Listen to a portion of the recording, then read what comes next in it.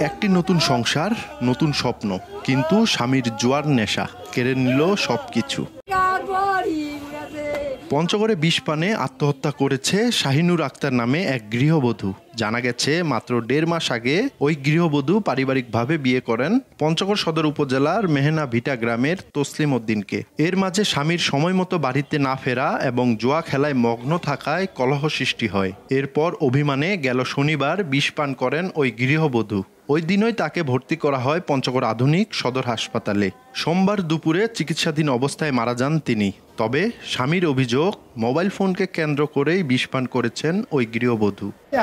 সব মোবাইলটা আনে দেবো, ভালো করলে আনে দেবো, ও আমাকে ওইভাবে আনে দেবো, ওইভাবে শাসক মোবাইলটা আনে দিচ্ছি। দিয়ে আমি তরকারি আনতে গেছি, আসে থেকে বিষ খাইছে। বিষ খাওয়ার কথা জানি না তো।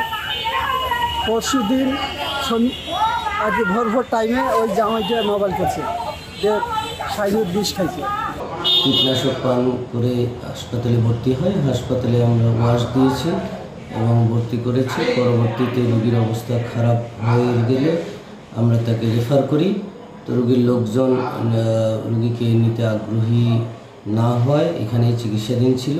পুলিশ বলছে পরিবারের কোনো অভিযোগ না থাকায় থানায় একটি অপমৃত্যুর মামলা দায়ের করা হয়েছে। একই সাথে মৃত্যুর কারণ জানতে ময়নাতদন্তের জন্য মরদেহ মর্গে পাঠানো হয়েছে। 1.5 মাস আগে বিয়ে হয়েছে। বিয়ের পর এই যে স্বামী স্ত্রীর মধ্যে একটা বিরোধ চলে আসতেছে। হয়তো বা রাগারাগি করে সে বিষ খেয়েছে। রাত্রে ওর স্বামী নিয়ে এসে ওকে ভর্তি করেছে মেডিকেলে। 7 তারিখে প্রায় 12:15টার দিকে সে মারা যায়। জানা গেছে শাহিনুর আক্তারের বাবার বাড়ি দিনাজপুরের পার্বতীপুর উপজেলার বড়দল আমবাড়ি গ্রামে। সোহাগ হায়দার, সময় সংবাদ, পঞ্চগড়।